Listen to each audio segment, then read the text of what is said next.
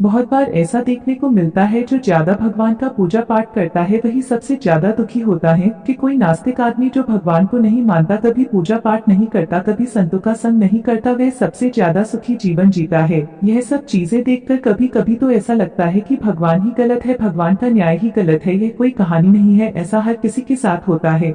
चलिए आज मैं आपको इसके पीछे का कारण बता देता हूँ, आखिर क्यों भगवान को मानने वाला व्यक्ति सबसे ज्यादा दुखी होता है। एक गुरु के दो चेले थे, दोनों ही पढ़े लिखे विद्वान थे। दोनों में फर्क सिर्फ इतना था, एक भगवान को मानने वाला था और दूसरा भगवान को न मानने वाला नास्तिक था। एक ऐसा था जहाँ पर भगवान की कथा होती थी, जहाँ सत्संग होता था, जहाँ भजन होता, वहाँ दौड़ के चला जाता और भगवान की पूजा पाठ करने लगता। दूसरा शिष्य इन सब चीजों से काफी दूर था। वह शराब पान भी करता था, वेश्याओं के साथ गमन करता था। सारी बुरी आदतें दूसरे शिष्य में थी। एक दिन क्या हुआ, एक शिष्य शराब पीकर अनाप शनाप बोलते हुए रास्ते में पैदल चलते हुए अपने घर को जा रहा था। अचानक उसको रास्ते में पैसों से भरा एक बैग मिल जाता है। उसकी खुशी का ठिकाना नहीं। वह जोर जोर से चिल्लाते हुए सबको बताता, मुझे आज पैसों से भरी बैग की थैली मिल गई, मेरा जीवन सफल हो गया, इन पैसों से अपने जीवन की आवश्यकताओं की पूर्ति करूंगा।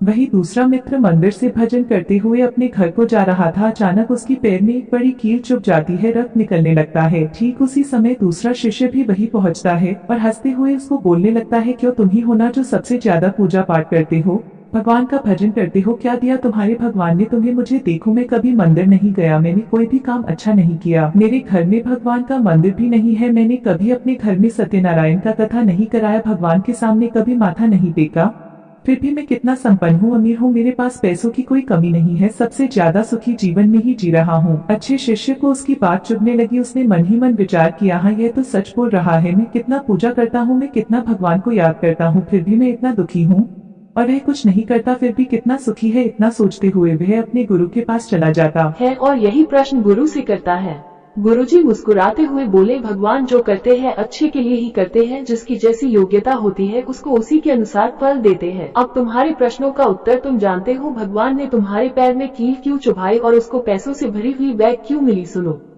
तुमने पिछले जन्म में बहुत पाप किया था, इसलिए तुम्हारी आज मौत होने वाली थी, तुम बच गए क्योंकि तुम मंदिर गए थे, तुमने भगवान की पूजा की थी, यही एक कारण है कि तुम्हारी मौत न होकर सिर्फ एक कील चुभी। अब तुम्हारे मित्र की बात करते हैं। पूर्व जन्म में वो एक संत महापुरुष था, इसलिए उसकी आज किस्मत बदलने वाली थी, करोड़ों की संपत्ति का मालिक बनने वाला था, मगर इस जन्म में उसने कोई भी अच्छा काम नहीं किया, इसलिए पूर्व जन्म के फल के अनुसार उसको थोड़े पैसे ही मिले, जबकि वो अरबों की संपत्ति का मालिक बनने वाला था। भगवान को दोष देना छोड़ दो, अपने वर्तमान की समय का सदुपयोग करो, भविष्य अपने आप सुधर जाएगा।